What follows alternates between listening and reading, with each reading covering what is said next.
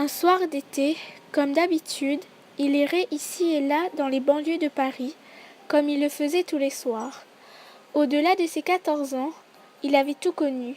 Alcool, drogue, cigarettes. Il ne vivait que pour ça. Il faisait le con au lycée. Il répondait aux professeurs, il disait que ça lui plaisait de les voir s'énerver et essayait de le changer. Comme il le disait souvent, j'en ai rien à foutre.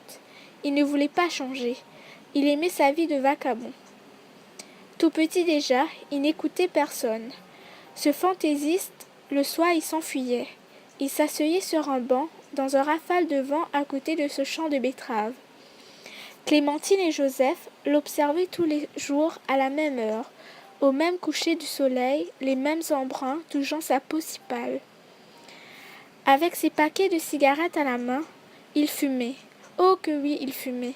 Et pas seulement 2 ou 3 paquets par jour, mais 6 ou 7.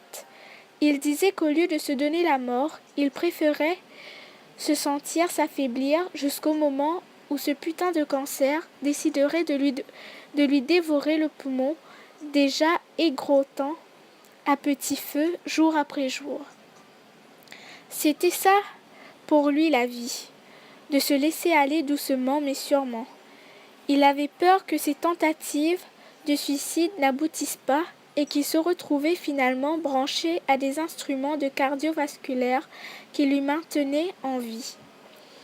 Malgré tous ses efforts pour essayer de changer et mon acharnement pour l'aider, il n'arrivait pas. Il me disait souvent de ne pas m'inquiéter pour lui et que ça ira mieux. Avec son sourire qui cachait son mal-être, il me prenait dans ses bras. Après tout, pourquoi je continuerais à l'aider s'il ne voulait pas obéir? Mais non, je ne pourrais pas lui laisser là périr seul, alors je tenais avec acharnement. Jusqu'au jour où il meurt, là dans mes bras, dans sa salle de bain, avec ce lame enfoncé dans les bras. Avant son dernier souffle, il me répétait sans cesse, c'était la vie qu'il avait choisie et que c'est comme ça qu'il l'avait imaginée.